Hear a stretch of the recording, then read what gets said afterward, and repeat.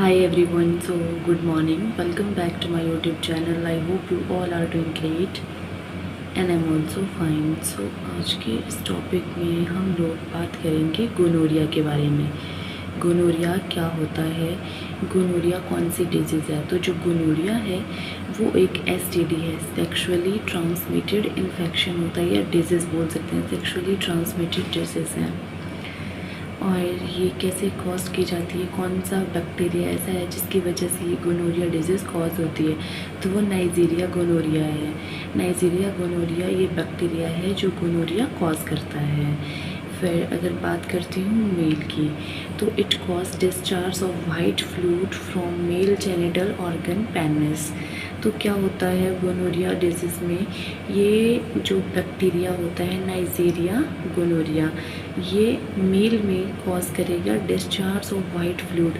White fluid का discharge होता है मेल जेनिटल ऑर्गन पेनिस से। अगर मैं बात करती हूँ फीमेल की, तो फीमेल में क्या रहता है, in female there is fluid discharge from vagina. तो जो फीमेल का जेनिटल पार्ट होता है उसमें से भी क्या होगा, वेजाइना से डिस्चार्ज होगा वाइट फ्लूइड का।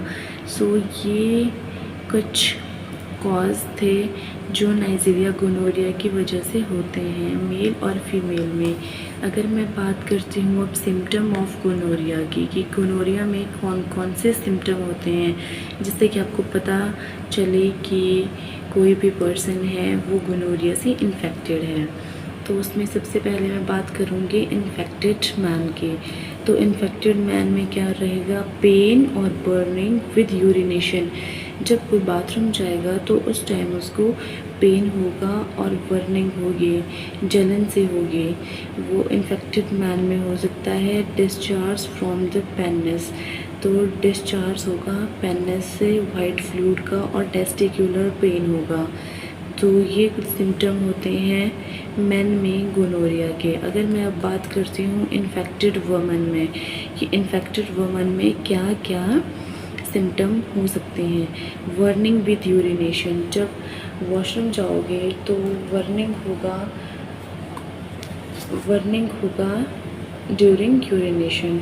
वेजाइनल डिस्चार्ज होगा, वाइट फ्लूइड डिस्चार्ज होता है वेजाइना से।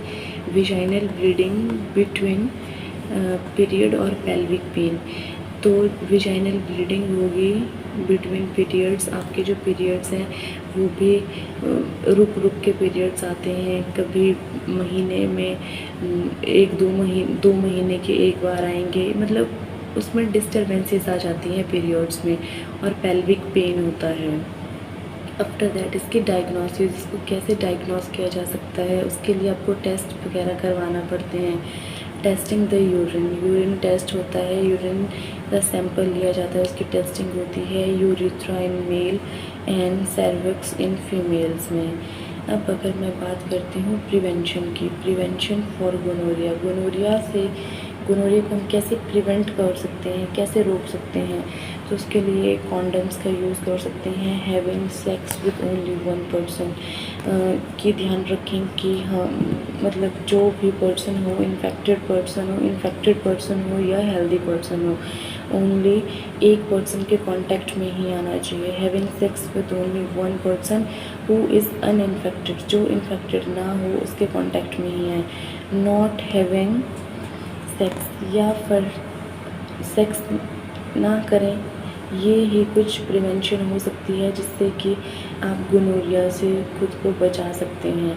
आफ्टर दैट बात करेंगे गोनोरिया के ट्रीटमेंट की, कि कैसे आप इसको ट्रीट कर सकते हो। गोनोरिया के ट्रीटमेंट के लिए एंटीबायोटिक्स आर यूज्ड। तो डॉक्टर प्रेस्क्राइब करेंगे एंटीबायोटिक्स लाइक एमॉक्सिसिलिन 3 ग्राम ओरल एमॉक्सिसिलिन देते हैं डॉक्टर, या एम्पिसिलिन देते हैं 3.5 ग्राम। नेक्स्ट इज़ एजिथ्रोमाइसिन दे सकते हैं 1 ग्राम ओरल। जो क्या करना है, ओडी लेते हैं, दिन में 1 टाइम लेते हैं। सिफिक्सिम 400 mg ओडी ओरल, सिफिक्सिम 400 mg की देते हैं वंस अ डे, मतलब डे वंस डोज, एक डोज लेनी है आपको ओरली। डॉक्सीसाइक्लिन 100 mg BD, ये 2 दिन में 2 बार लेनी है डॉक्सीसाइक्लिन। तो ये ट्रीटमेंट थी गोनोरिया की। आई होप आपको ये टॉपिक समझ आया होगा। अगर वीडियो अच्छा लगे तो वीडियो को लाइक करना, शेयर करना और चैनल को सब्सक्राइब करना ना भूलें। Thank you.